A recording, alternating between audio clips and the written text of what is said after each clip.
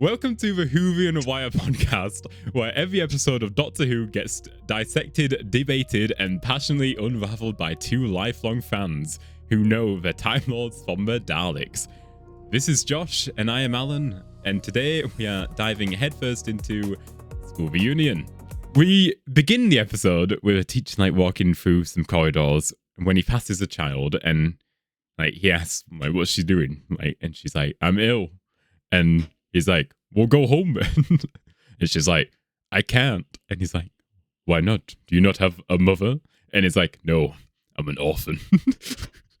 Which he just immediately gets fucking intrigued by, oh my. I do find it funny how he goes, just goes to her and goes, so no one cares about you. No one cares about you. Yo. Imagine hearing that as a kid, so no one cares about you. No one cares about you. Oh dear. You do look rather thin though. Let's go into my office. So yeah, she goes into the office with him. I thought they'd want to eat the bigger ones, but No. Well, yeah. He does say you do look rather thin, which she does sound disappointed about. So still, I want to just let her go. Just let her go. Yeah, actually, for next month, you're going to be by my side eating a shit ton of food, and then we'll talk about it. I adopt you as my daughter until I can eat you. Right. Okay. I wasn't expecting to go there. But anyways, she gets taken into the office, and then we hear a shape-shifted noise and then a scream, so we can presume she's dead. So we hear the school bell ring with a bunch of kids going to class, and then we see the doctor being a teacher, which it always makes me have a bit of a chuckle because he's like, are we sitting comfortably? And then he does a massive grin, and then we go into the Vortex intro. It reminds me of that, what was it, that children need special thing. It was the doctor, David Tennant as a teacher, and then... with Kathleen Tate. Yeah. It reminds me of that every time I see it. I mean, that's fair. That's fair. I mean, I like the idea of just the doctor being... I like them kind of cold opens that way you don't know what the doctor's actually got planned. So him being a teacher's okay. Obviously, we do see that the kid gets killed, so we know why he's there, probably. So then after the intro, we see him right on the board physics for then him to proceed to say physics 20 times. He's like, physics. I can't even say it. So to be fair, I actually applaud the guy because I would stutter and stumble so much trying to say physics that many times. But yeah, and then he asks, really, unless if I'm just dumb, but the first couple of questions he asks does actually sound really hard. I don't know, but all the other students don't seem bothered, but then one student does. But the questions he asks does sound hard. I didn't write them down, so I can't even say, oh, you asked that. But I mean, did you do physics in high school? Yeah, you do biology, physics, and then again, doesn't he? His first question is probably around their age. But then, as a kid, you don't really want to put your hand up, even if you know the answer. You say that but when he asks Milo the first question, he immediately then shoots another question at him, and is already getting suspicious. So it's no, because he asked the first question, Milo answers it, which I still don't. And then he goes, "I passed science, and I don't even know." I passed science, and I don't even know. I didn't, but then Milo puts his hand up and he goes, anyone else but Milo? And he goes, okay, you. Who else but Milo? Then he just keeps asking more and more harder questions, even stuff like how to go faster than time travel. Travel, faster than the speed of light. Something and he answers it like that, and it's okay, well, this kid is either a fucking boy genius, in which all the other kids are like, oh yeah, he's like, oh, what is wrong with this guy? Are we dumb? Are we dumb? He was playing yeah. GTA San Andreas this shoot the other day.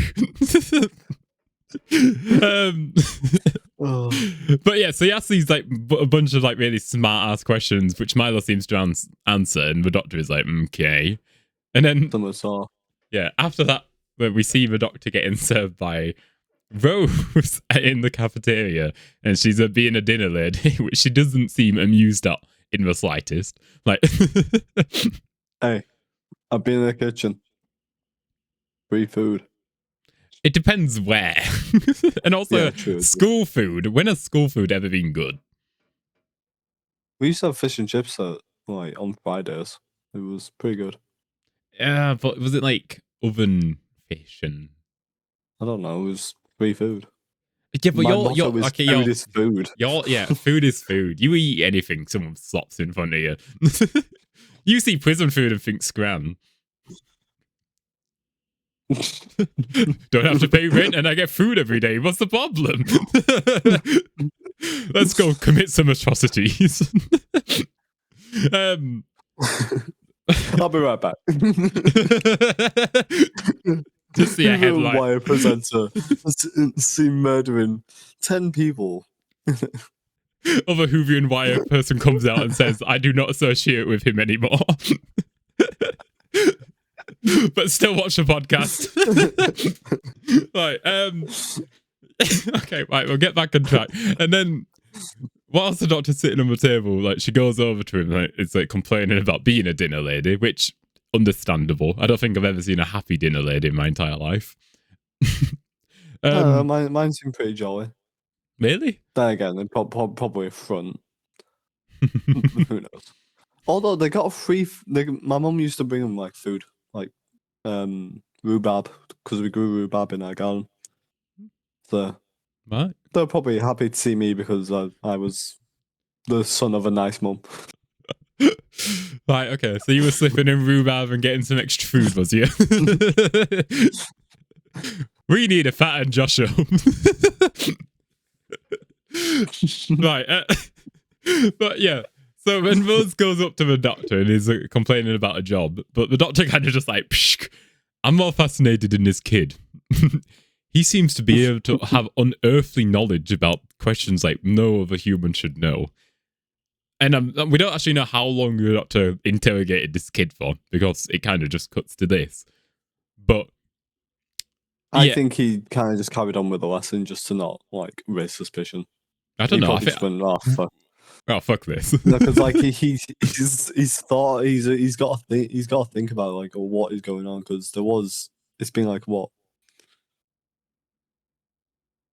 We haven't even got to that part of the episode yet. We've been at the school for 2 days, if that's what you mean. Or you actually think something else? The 3 months that the teachers and stuff. Oh, right, yeah, okay, gotcha. The evil teachers. The evil ones. Right, got you. Yeah, but he's like, there's some unearthly knowledge. But then one of the but then the dinner lady comes up to Rose and like pretty much like says, "Get back to work," and she's like, "I'm just talking to the teacher. He doesn't like the chips." And she's like, "These chips have been our cafeteria food has been planned to what is it like have the best performance for the kids? Have been selected for best performance for the kids by the headmaster, by Mr Finch himself. Mr Finch himself. Which have you ever seen Buffy the Vampire Slayer? No.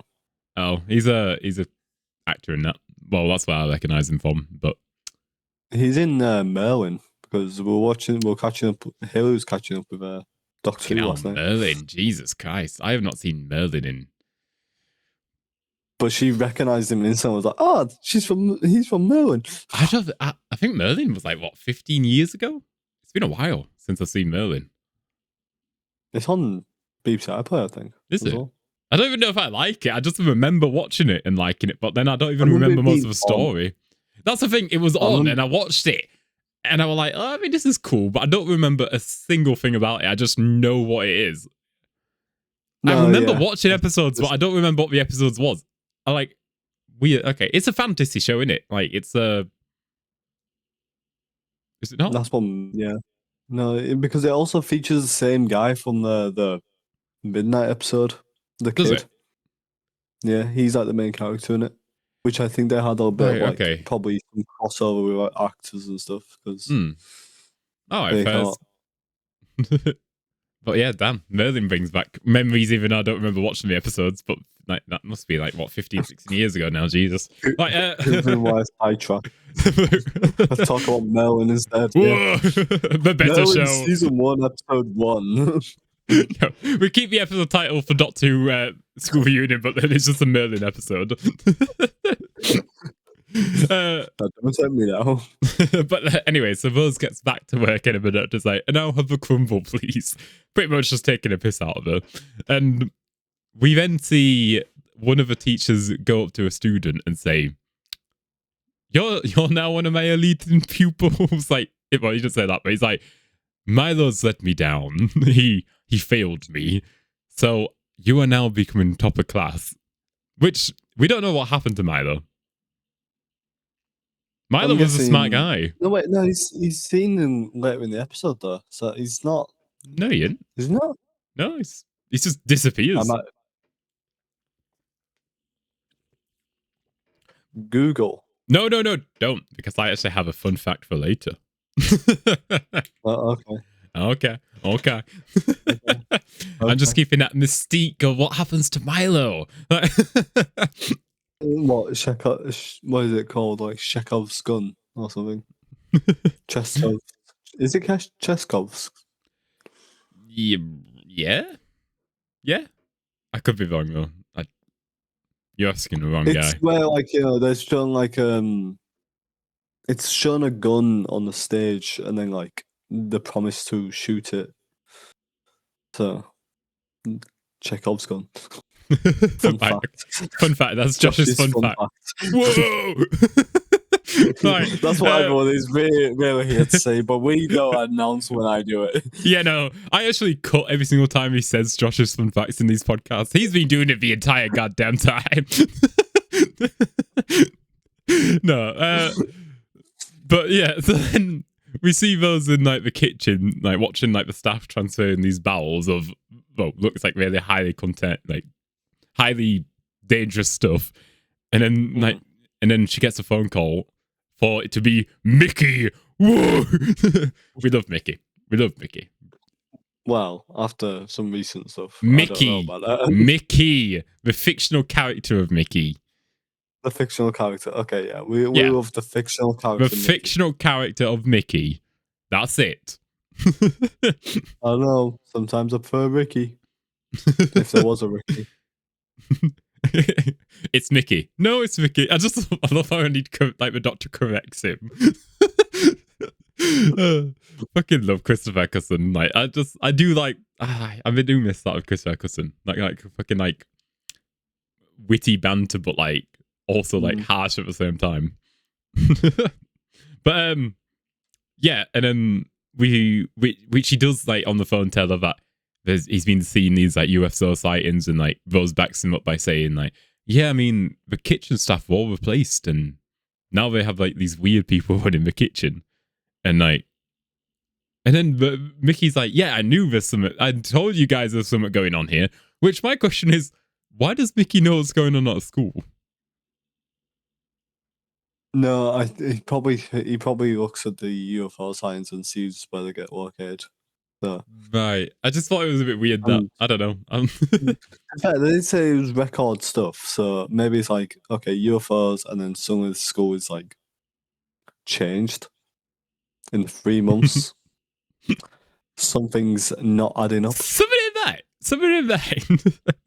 But then she kind of gets cut off while talking to him because one of the bowels like slips and like it gets all over one of the dinner ladies, which she like starts to like scream and like you see smoke and stuff. So it's like she's like screaming in pain and like Rose is like trying to call 999, and then one of the dinner ladies like says, "No, don't. It's fine. We've got it. You weren't doing that. It's fine." And then you just see her set.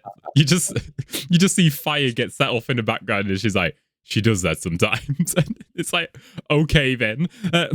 She's the fucking Human Torch. Yeah, that makes sense.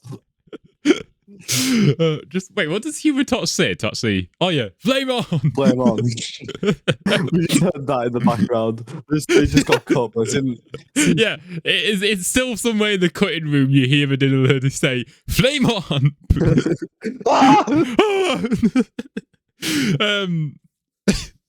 But then after that, it goes to one of the students sitting at like the computers when they're told to put on the headphones.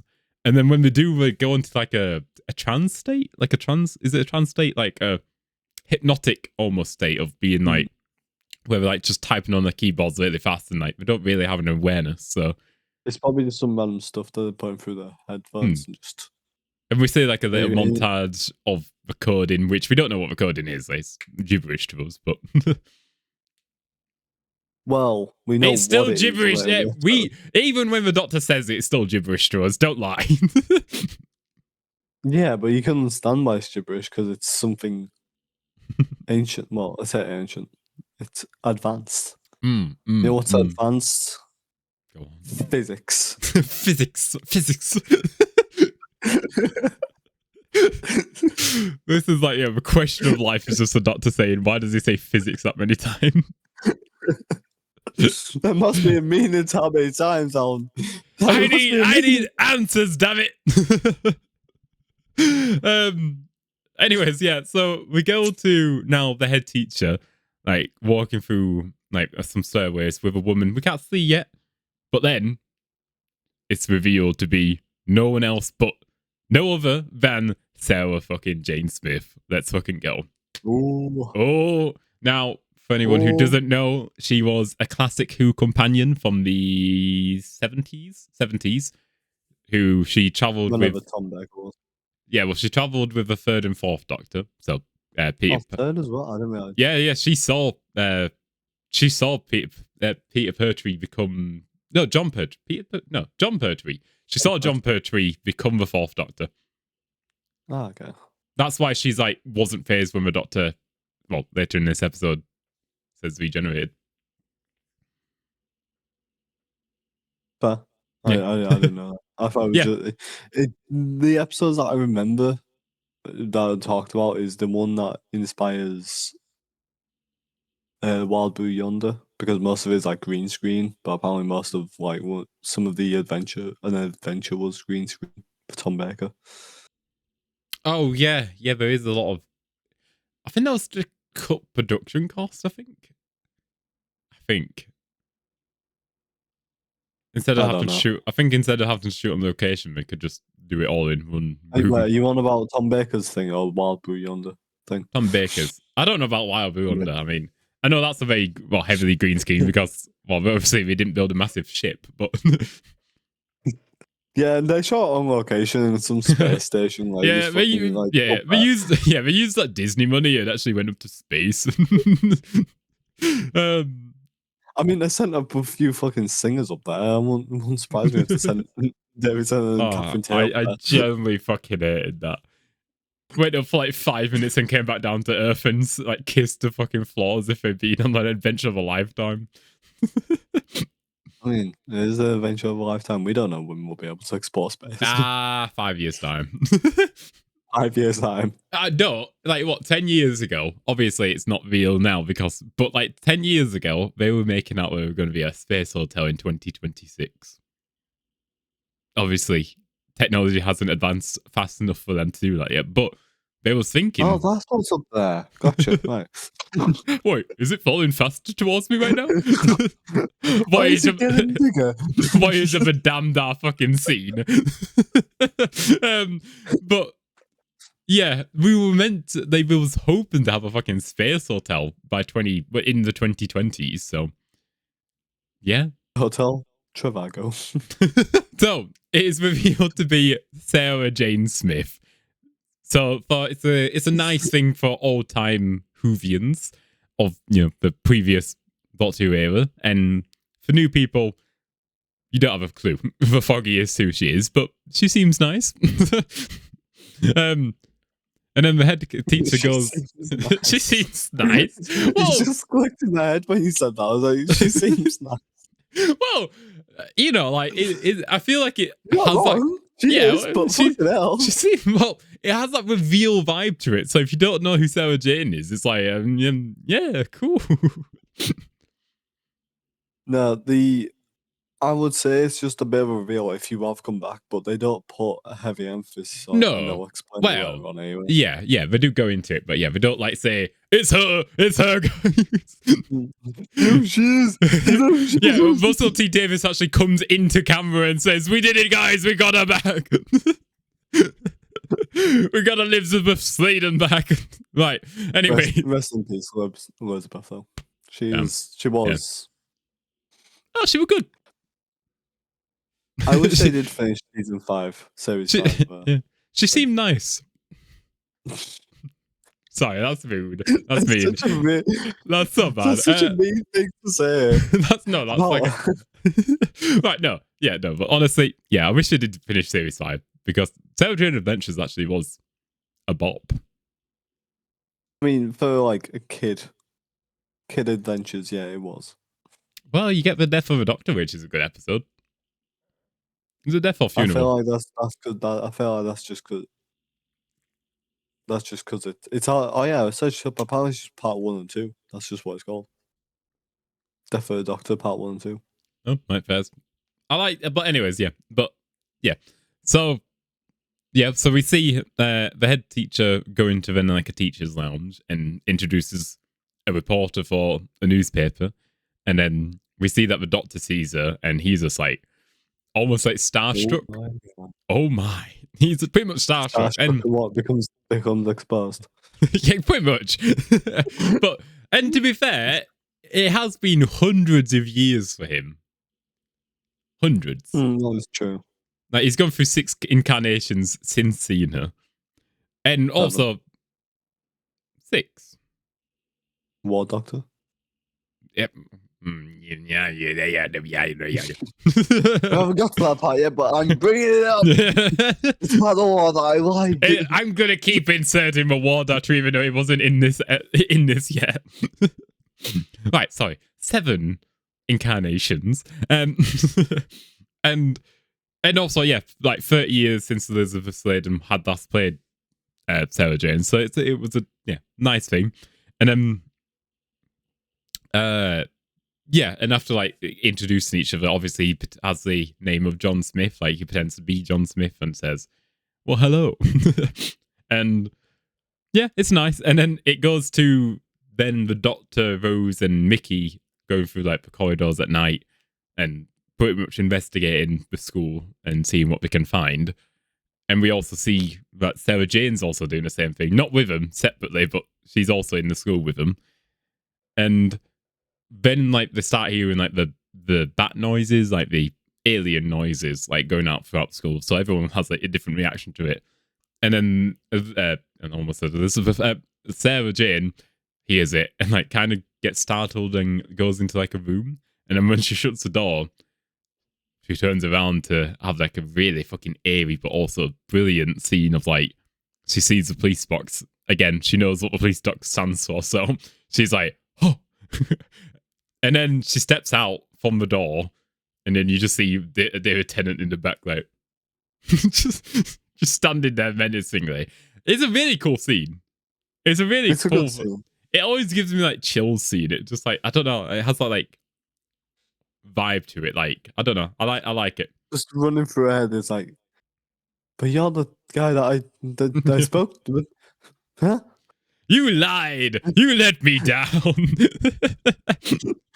First you leave me behind, and now you lie to my face. With a new face.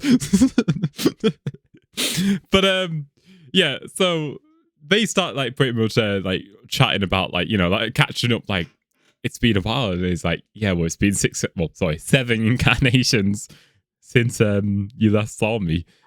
But then they get cut off by a very girly scream. Well, brackets Mickey. And they pretty much then like all try and go find her, and then Rose bumps into Sarah Jane and it's like, who's this? And it's like, oh, one of my old companions. And you can already tell that there's like a bit of like a, okay, Rose isn't amused at all by that. Like, she doesn't like that in the slightest. But you can tell he's getting older because your companions get younger. Even though I don't even know how old Sarah Jane was in John Pertwee's era. I don't feel like she was. She must only been in her 20s, surely. What, 1970s, and this was. Yeah, she left in 97. Sarah Jane doesn't actually look that. No, what? She was only, what, 52? 53 when she died? I swear. But I'm not 100% sure. She was 23 years old. All right, okay. Well, she's. I mean, Rose is what, 20 in series 2? I'm assuming she must be at least 19, almost be. 20, yeah. Yeah, so I mean, yeah. Not much of a gap in terms of like when she was traveling with the Doctor. In season 2.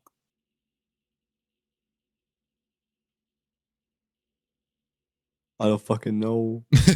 Well, it doesn't really ever get stated Rose's age after series 1, does it? No, I mean for Sarah Jane. Like what? Oh. Does it not? No, I don't know. I mean, it would be revival.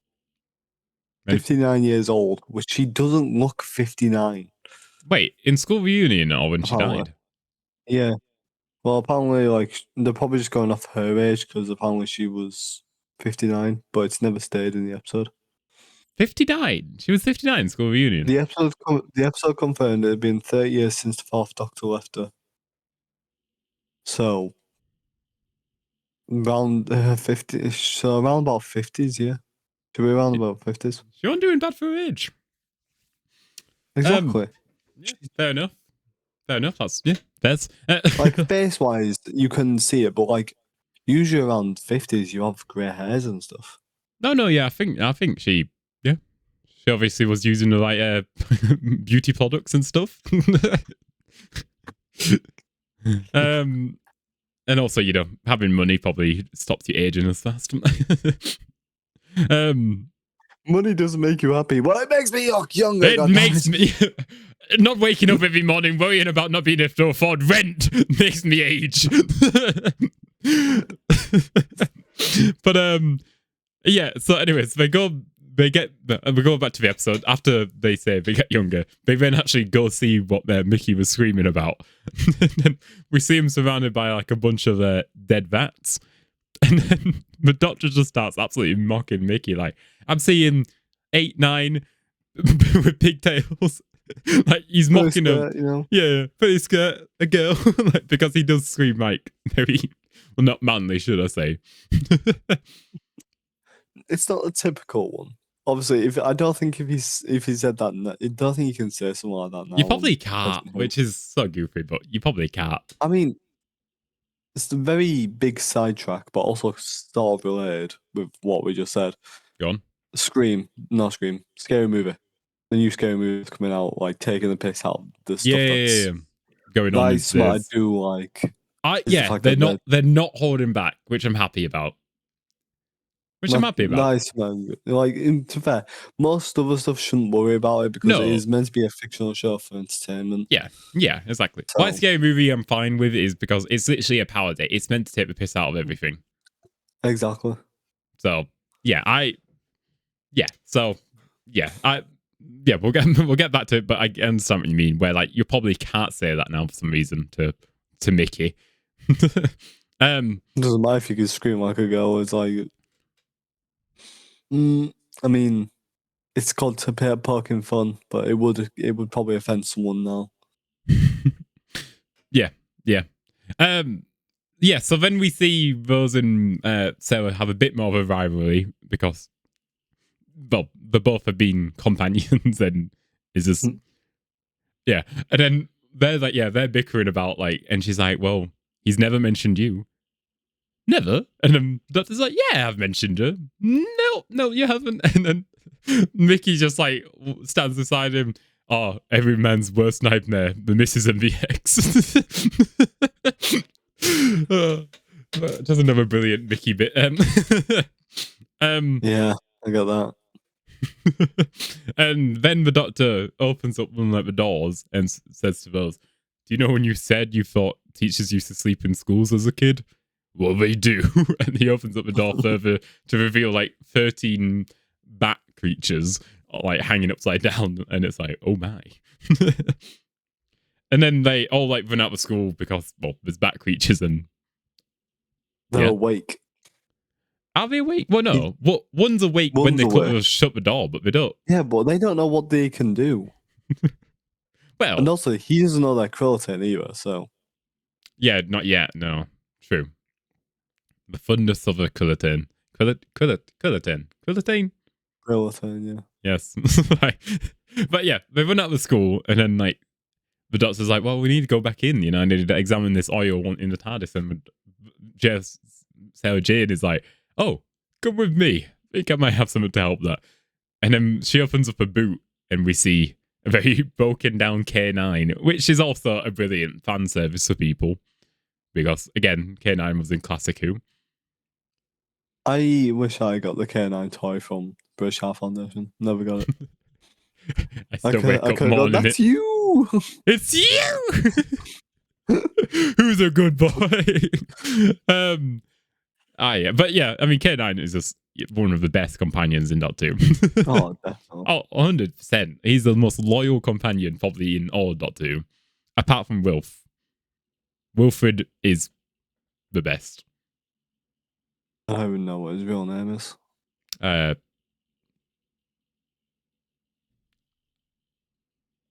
Fuck. What's his name? I should know it. Bernard Cribbins. So Bernard Cribbins. Yeah. Yes. Yes. Absolute legend. R.I.P. Yeah. So then the doctor's like, oh my god, it's K9. And the doctor then like gets him like, but like he sees that he's all like broken up and like, a Vec, and he's like, what has she done to you, boy? So he, how I found bro after the goth mummy. I'm leaving that in, Right, I found you after the goth mummy. But now I've got to send you a fucking video of that scene so you can make the meme for Whovian Wire Instagram.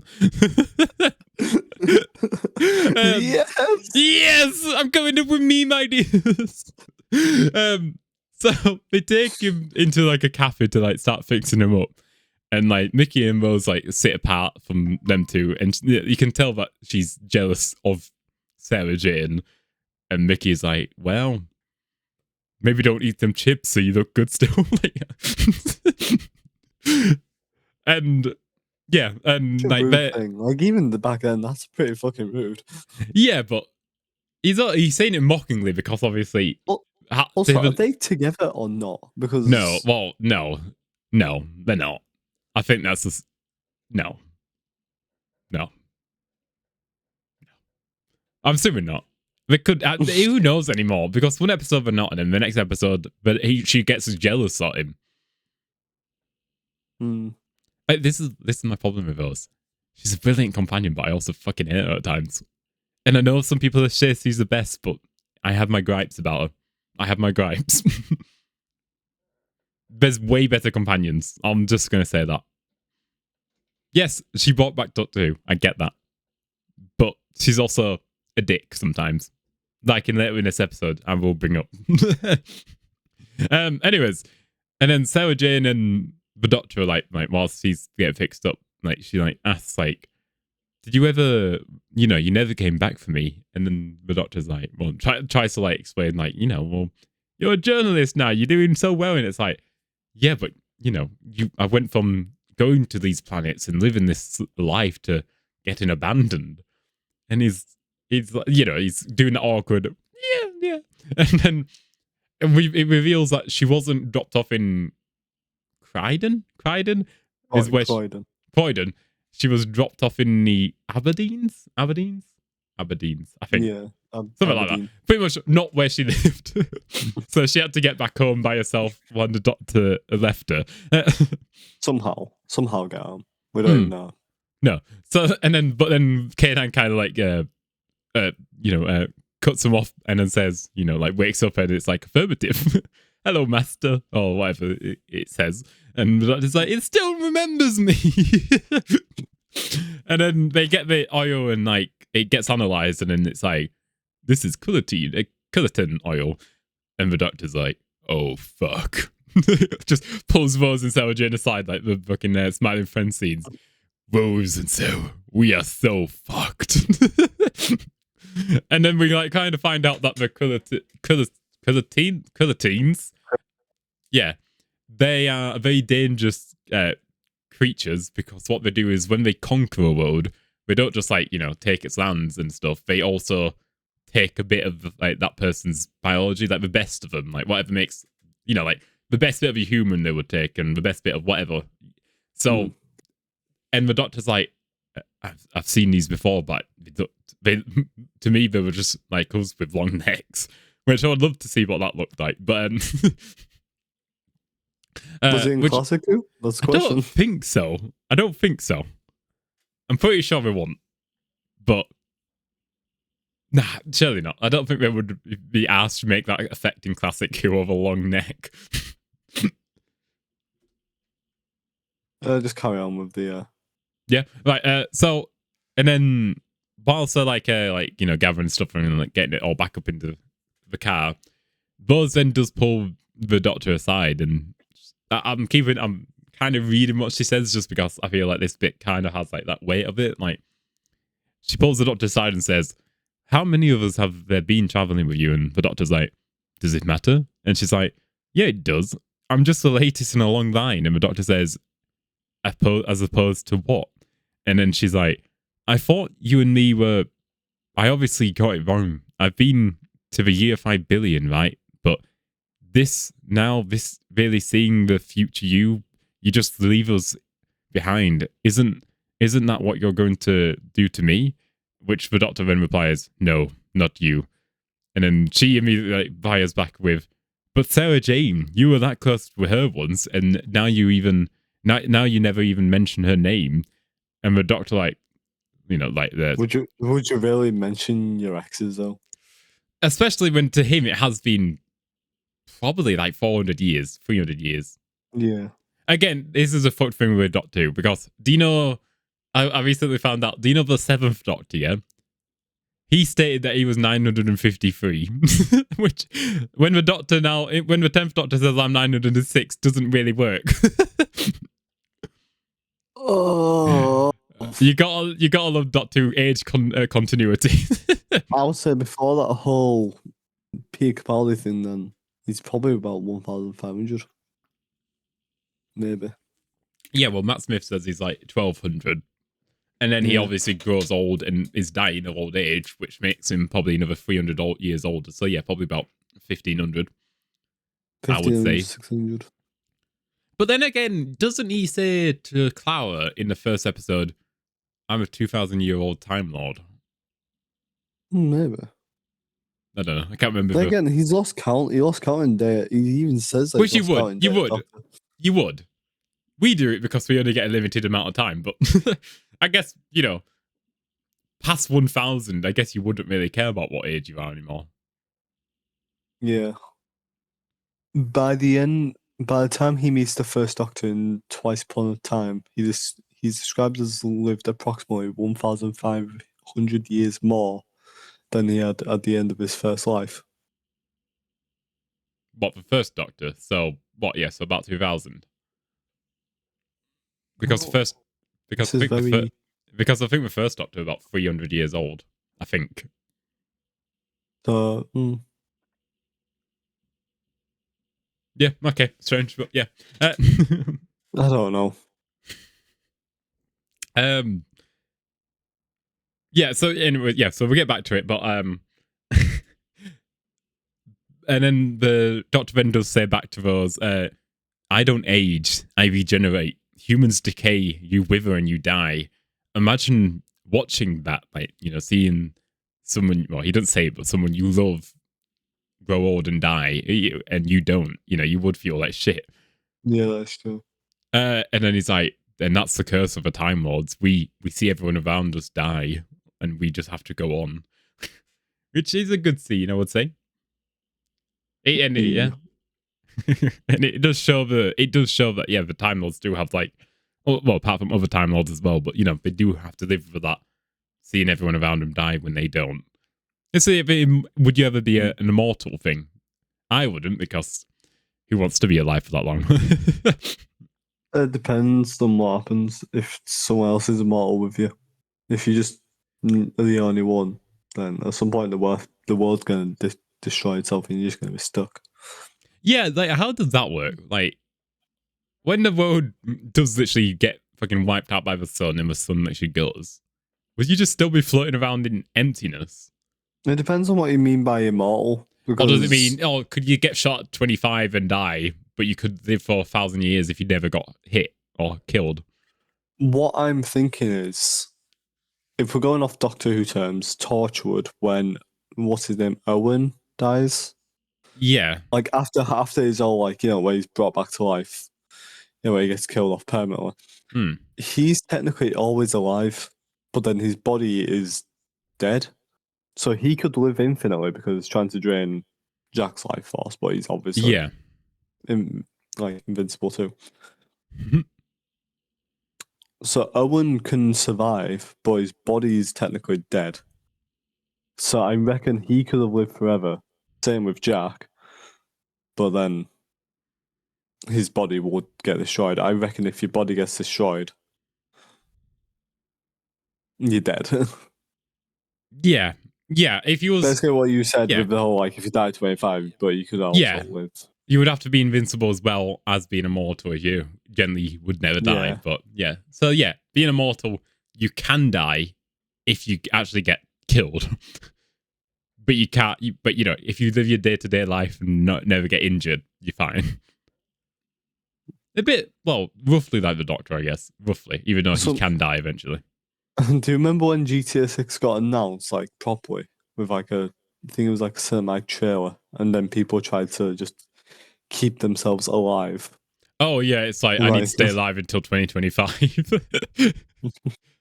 I'm just not going to leave my house. 2025? Or was it? Yeah, no, it was... in 2023, it got announced for 2025. So everyone was like, I'm going to wrap myself in bubble wrap and not leave my house for 2 years. I mean, if you have a remote job, yeah, go for it. Anyways, we'll get back to Ducky Who. But then after that scene, yeah,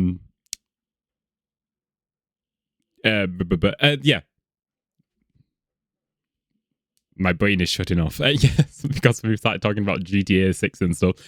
Yeah.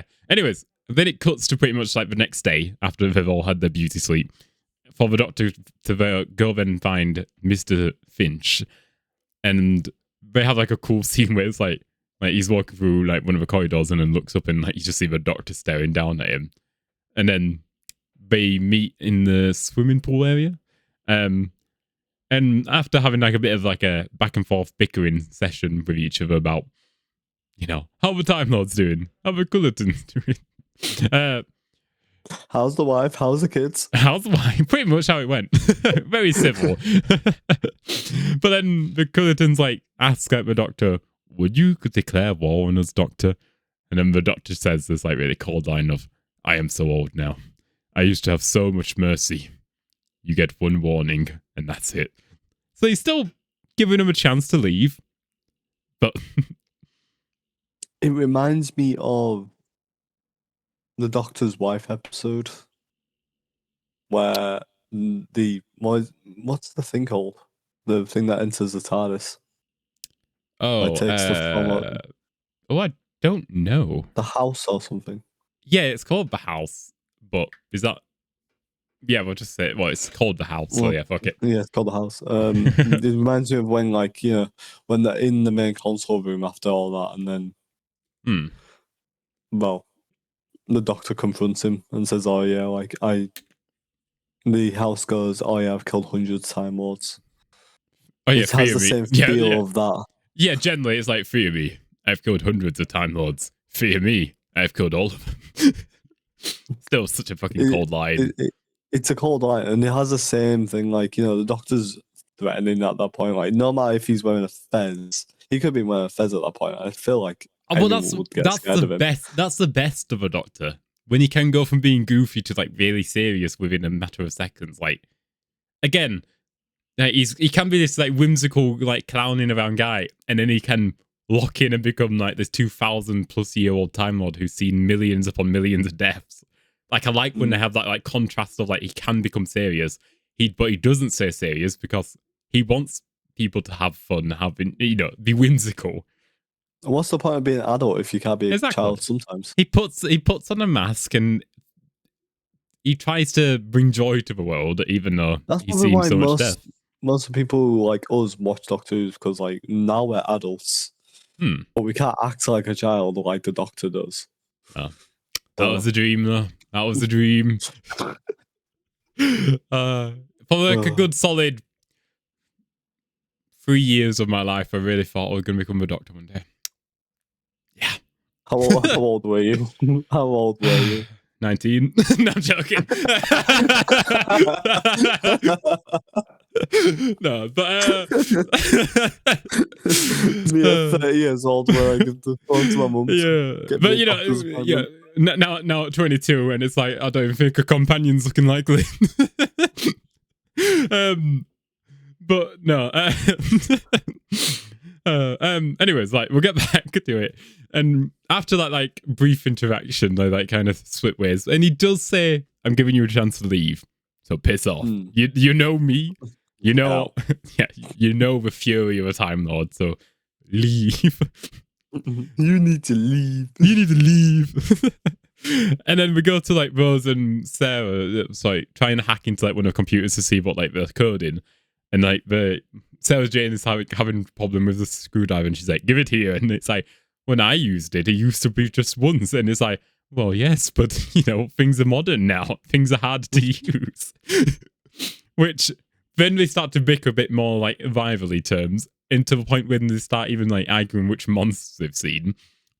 They go for like each monsters they've seen, and it ends with like, "I've seen a Loch Ness monster," and she's like, Rose is like, "Really?" And then, which I'm assuming that is her over exaggerating. I think. Yeah, I'm guessing like that would wait because like even higher. But but really? Which, to be fair, would you doubt that though? Because again, there's so much. I mean, they've gone. Isn't Bigfoot?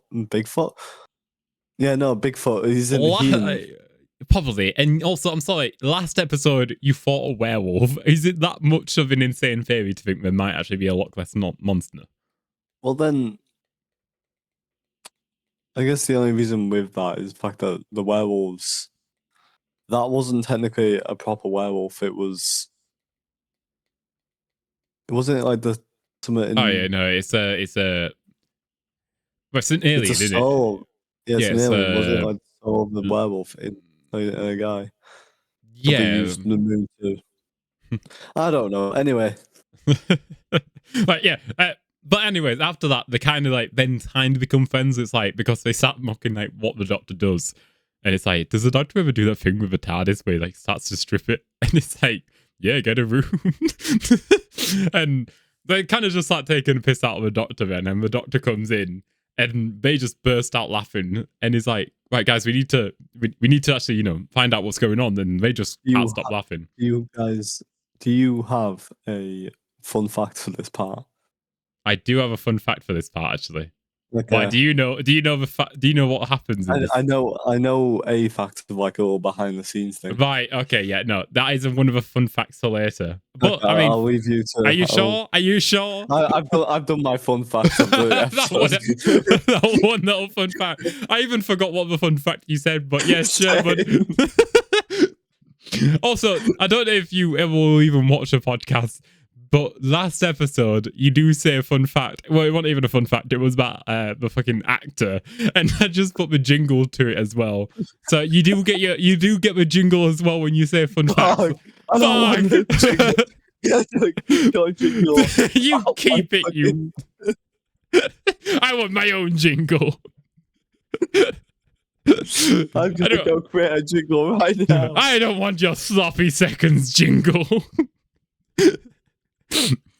But yeah, no, don't worry. There's a fact what you guys will be hearing soon about that. But yeah, so they're just bursting out laughing at him, and the Doctor just ends up like almost getting like embarrassed, like what, because obviously they can tell that they're laughing at him. And yeah, so then the school then does get locked down, like all because they now need to lock in because they know that the doctor's onto them. So then we see like all students in the school like on the computers except one kid called Kenny, I believe. And I don't know. The Kenny side plot doesn't really do much for me. Oh, it's because they don't eat the chips. Yeah, never mind. Yeah, it's stated that he can't eat the chips. I can't remember why, but he doesn't eat the chips. That's why. Okay, never mind. He's somewhat important then. A pack lunch or something, doesn't he? Yeah. So, anyways, so everyone else is on these computers like typing away at like fucking light speed, and and this kid's like trying to get out of school, but it like gets locked down. And then like he's trying to get out when Mickey sees that he's trying to get out, and he goes off like, "What's wrong?" And it's like they've got all the students, they're doing something, and then I can't get out. So like Mickey goes to the car and like goes up to K9 like, do you have like a lock picking method? And K9's just like, "We're in a car." I know we're in a car, goddammit, but do you have like a lock picking thing? We're in a car. And then after a while, good you are. Yeah, and it's like, we're in a car. So yeah, Mickey then does like break down the door to the school, and then the headmaster then enters the room where the doctor and Rose were and all that, and like tries to convince the doctor to join him, because we find out that the code is for like the stasis paradigm, something like that. Pretty much, the code is when you get it cracked, you pretty much have the universe as like a clay. You can clear the universe of you can mold it around what you want it to be. So he like offers the doctor, you could bring back the Time Lords, you could bring back all these planets you've lost. Like he tries to convince the doctor like you could be a god beside me, and he even tries to like convince Sarah Jane by like saying you could be youthful and stay with Doctor forever. And then the doctor, I mean, I don't think he was convinced, but he was thinking about it. And then like, you? Yeah, but he also knows how dangerous the Quilliton are. So I think the only reason why he also gets convinced is like he gets half convinced is because he goes, "Oh yeah, like the paradigm gives them power, but then the doctor can give them wisdom," and they'd be like the doctor could influence them to not, but then again, it's too powerful. But anyways, it's too powerful even for a doctor. But but then Sarah Jane then like tells the doctor, "No, loss builds you. You need loss, even though it's heartbreaking. You need pretty much lock the fucking doctor." So then the doctor does like break the display for no reason really. It doesn't actually do anything to actually counter the. I mean, it turns off that one monitor, like that one room, all of the room, that one room of I don't know how many rooms are in this. Yeah. So, anyways, so he does break that monitor, and then they they then get surrounded in the school cafeteria by like, the bats or the Quilliton, as you would say, and they are like all getting attacked, but they want the doctor to stay alive. I'm assuming that's to eat him, take his best features, which would be probably his mind. Maybe the mind. Can they consume the regeneration energy? Maybe actually, yeah. Or like the two hearts, or like they say they do say one cell of a Time Lord could fucking like people would rip the universe apart for. So maybe. Yeah. Maybe. I don't know, actually. On that hand, you were like what I did there. When the doctor's hand does get chopped off, couldn't technically, if that was got in the wrong hands, be used, because that technically has the doctor's cells in, right? Yeah, and it's been kept alive too, so. We don't know what happened to the hand yet, but in theory, they say you have to burn the Time Lord's body. It's fucking alive. The hand pretty much winked at us on the way. The hand pretty much winked at us when it was falling down to the earth. it just did that. It just did that falling down to earth like a. Just you wait and see. Just you wait and see what happens to my hand. But anyways, but then one of the bats gets shot down, and then we see that K9 enters the room and like starts shooting at the bats, and yeah, and which him just being the best doggo, the best of the best, and The best of the best. yeah. The Doctor then tries to go into like the school kitchen bit, and he tries to open up the barrels, but they have deadlock seals, which is a whole new thing for Doctor Who when it comes to. I mean, I know it was used in series 1, but that's like the first time a Doctor's not actually been able to use his sonnet to get into it. Was deadlock seals. It's something. Yeah, I don't know. They do need something, like he can't get through wood. Yeah, which is I feel like is a bit stupid. But then on the other hand, they do need some. The Doctor can't get through everything. But he can resonate concrete if he wants to.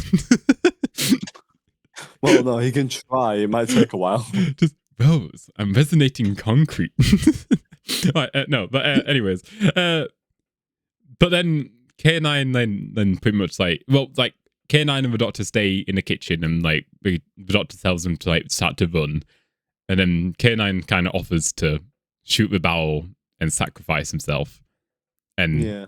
it's a very emotional scene because again the best companion in Doctor Who, and the Doctor's like, "You were a very good boy. You were a very good doggo," and I just K9 man breaks my heart. So the Doctor does say goodbye to K9, and I'm gonna say it's probably top 5 saddest Doctor Who scenes. Good dog. Very good dog. R.I.P. K9. So then Sarah Jane then like asks where's K9 because the Doctor then locks the door behind him, but like the Doctor again like forces her to run with him, and then the Krillitine enters like the kitchen and mocks K9, but then K9 just like, whoa, guess what? Boo! Like shoots one of the barrels and it's like explodes all of the Krillitine. So they all start like burning alive and stuff, and then pretty much the school just goes kaboom. Oh, sorry. Whilst this was happening, Mickey was saving all the people on the computers. He was running around actually getting everyone out of the building. So that is true. I forgot to mention that. Just yeah, the school went kaboom, but no one actually died apart from the Krillitine. And then That's good. yeah, but then he cuts like all the students celebrating, and then one of the students turns to Kenny and is like, Did you get the school to explode? And he's like, maybe.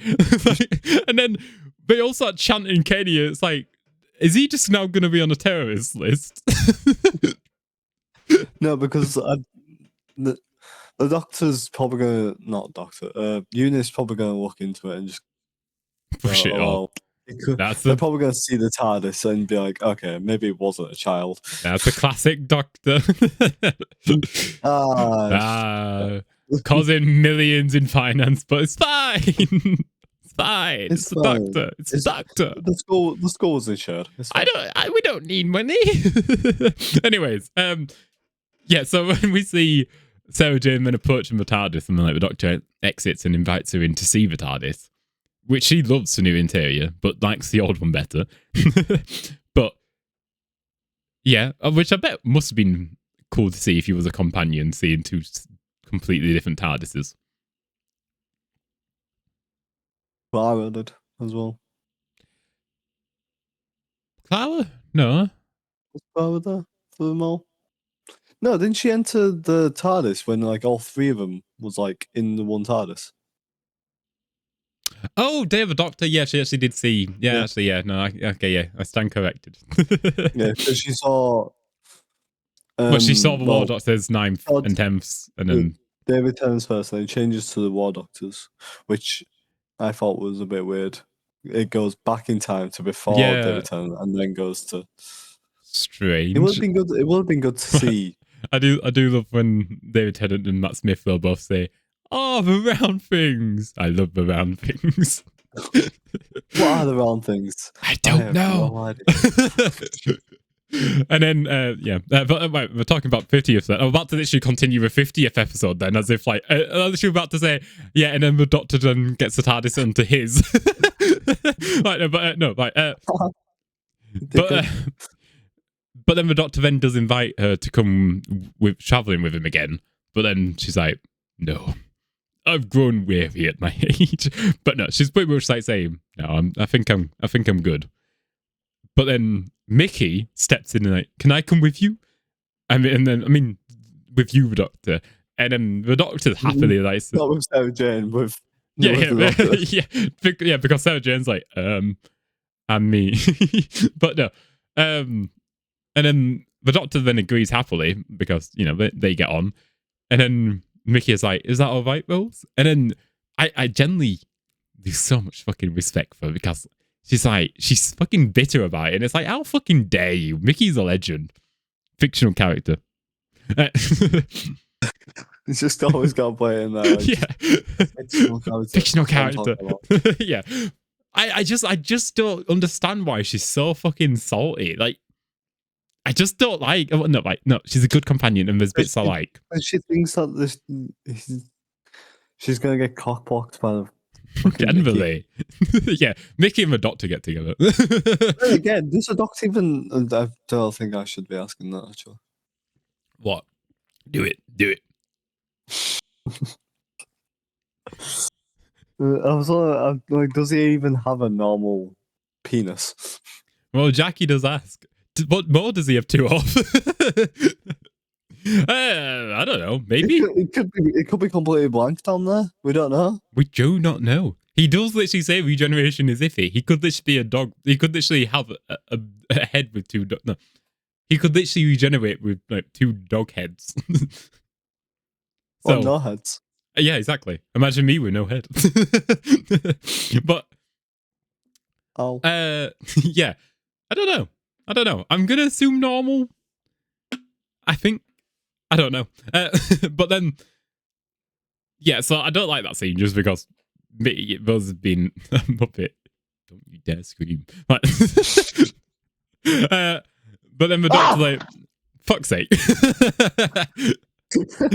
Sorry, guys. Mickey is biting Josh. No, wait, no. Toasty the cat is biting Josh. But yeah. So, anyways, then Rose pulls Sarah aside, and I asked, like, what should I do? Like, should I, what should I do with Doctor? And like, Sarah's like, stay with him, even though it might break your heart. Stay with him. The adventure's worth it. And then the Doctor and Sarah leave the TARDIS and like say goodbye to each other. It's a nice little like scene. And then they leave. The Doctor leaves. TARDIS, dematerializes, and then we see K9, baby. Woo! He is K9 back. 2.0. Yeah. So K10. K10. Kazaa. But yeah. So the Doctor's left K9 as a gift, pretty much, like, K10 as a gift, so she can have company with K9, and they walk into the distance together, and that's the end of the episode. What's your thoughts, opinions, ranking? It's a good. I quite like it, mainly because I also watch Sarah Jane Adventures, and I've seen clips of Sarah Jane and stuff. It's because the whole focus is mainly Sarah Jane, ain't it? It's a Sarah Jane. Yeah, we've got Sarah fucking Jane back after 30 years. Yeah, exactly. That's the main focus, and then obviously there was a plot thicken with a new villain, because apparently it was never in Classic Who. It's in an audiobook, I believe. Shocker. From 2025. Yeah, but that's about it. Big Finish, they are like on top when it comes to fucking Doctor Who stories. So what rating would you give it? Probably 7.5 or an 8. I've given it a 7. So it's always like a 6. It's like mid, but then 7's like it's good. It's a good episode. 7's good. That's like it goes for like, so 5 is an okay, 6 is a more than okay, and then the 7's a good episode. A 10 is.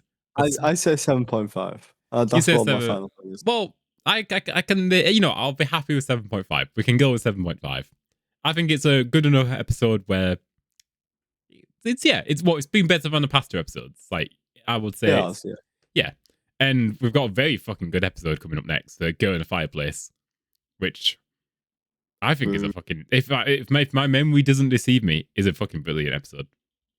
No, I always loved it every time. Like I as a rating right now in my head, it could change. I think it could be an 8.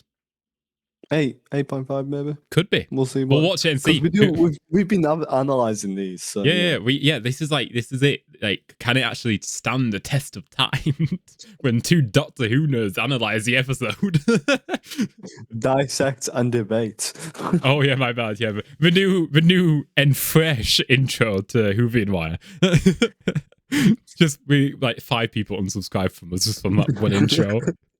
We want old Whovian Wire intro back. I will give it to you, please. Please, we need it. Right, anyways, time for everyone's favourite bit of the episode, even though Josh has already had one. But it is time for Alan's Fun Facts, baby! Woo! No, mine's still better because mine's random. Mine's random. Mine just pops out of nowhere. It's it's when you least expect it. It's Senor Plot convenience at its finest. Right, well, we'll begin with obviously the scene you mentioned was that when Rose and Sarah break up with laughter when the Doctor enters the room. After spending several minutes comparing notes from the Doctor to get a realistic reaction, David Tennant wore a fake mustache, unbeknownst to the actresses. As he entered the scene, this is why Billy points that in the episode, their reaction was caught in one take. Which, it's a good scene. I'm assuming that's a fact you knew. Yeah, it's one of those things that I random YouTubers and TikTok would mention. I like that. I like that Russell D Davies is keep catching like these like first takes and actually using them. For example, like when Rose gets shot with water when she wasn't expecting it. I like that. Like I like that there's actually like raw reactions and stuff. Exactly, which is brilliant. They wanted and to be fair, yeah. So. And her point out the Doctor doesn't seem not unrealistic when they're literally talking about him and laughing about him. So it's a fun little scene. Yeah. Now for the fact about Milo, a little Milo fact. So in the footage that was cut, the Doctor questions Milo actually made him collapse, prompting the Doctor to bring him to the school nurse, who turned out to be another Quillatine. This Quillatine then ate Milo, explaining what Wagner, one of the Quillatine people who asked the student, is referring to when he comes up to Melissa and tells her she's being moved up because Milo's failed him. Why not keep that in? That makes like more sense. Yeah, I mean, they're probably all because they are the child's death. No, but yeah, make it more dramatic then. Instead of having this like Milo's failed me when literally you saw 2 minutes ago him being a fucking smart ass. Yeah, it does actually put into question like what happened to him. Yeah, exactly. And the fact that they filmed it and then cut it, I don't have it. God forbid Doctor had an extra minute of footage. It went over that 45-minute mark, man. Yeah, and then one of the ideas that originally was going to be was that Sarah was originally going to be a recovering alcoholic, but Elizabeth Sladen suggested that this should be removed. I mean, I think it would be a realistic outlook on, like, again, you have gone from going through space and time with this man seeing wonders of the world, and then just going back to, like, look at Rose. If she actually never genuinely went back to the Doctor, she would probably have become an alcoholic, depressed, and hates life. Like, it's a whiplash. Do you know in Patterns of Way when the Doctor sends her back and she thinks this is it, and she says that fact about how I can't just wake up, eat chips, go to work, and go to bed. Well, I can't just do that. I would say the only reason why it would happen to Sarah Jane is because she got abandoned, whereas Rose would have. Rose was also being an alcoholic because she knows the Doctor's dead. She had the weight of knowing that Christopher, the Ninth Doctor, was pretty much dying 200,000 years in the future. Oh, no, not that part. I was on about like when he regenerated and stuff. So what if Rose chose to leave after him changing his face? Oh, if she did that, then that's different. But yeah, that's what I was thinking. Oh no, I thought you were talking about that first Pattern of Way, and I'm like, no. But I mean, I kind of respect the choices to keep it, remove that. Like, it makes it look more like she's always been like a strong, independent person, having that Yeah. still in. Stop So buying the wires. I can't argue with that. And yeah, that's it. I don't have many too fun facts actually, because that's it. So not many for this episode, but overall it's a 7 out of 10, a 7.5 out of 10 episode. Here's a little fun fact. This used to be my series 1. I used to watch from the Christmas Invasion because it was David Tennant. I didn't really know Chris Ferguson that much, so because I didn't really grow up watching Christopher Eccleston. I grew up watching David Tennant mostly. Criminal, but go on. So, yeah, this used to be my season 1, hence why I do probably prefer this season. Can you stop biting the wires? You wait, would you still say you prefer this season of series 1? I mean, kinda. Really? There are some bits. Really? It's probably through nostalgia. Even though, by the way, guys, we have got a video out now where we have done 8 episodes of series 1 and got rid of the 13 episodes and only left 8 left. So if you want to go see our ratings, like what episodes we would keep, it's pretty good. Kinda... What? I'm just watching the cat in my camera. But we seem to have like come to an agreement with most of the episodes with that. Yeah, but, to be fair, yeah, we've walked away from this video very like, we both But go watch it, see our opinions. Then, yeah, a few minor changes. I'm shocked that you said series 2 is still better than series 1. That shocks me. I think it's just a nostalgia thing because I did grow up watching it.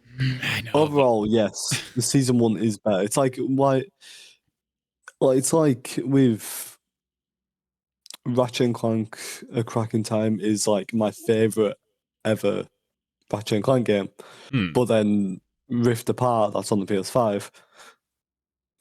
I would say that's still a better one, but I do prefer Crack in Time because that's what I grew up playing. Fair enough. Nostalgia, I get it. Like, right. Okay, I get it. But right, well, yeah. So if you want to go see that, it will be up on Whovian Wire. Should be. As long as you edit it, but it should be out by now. And yeah, so go watch that.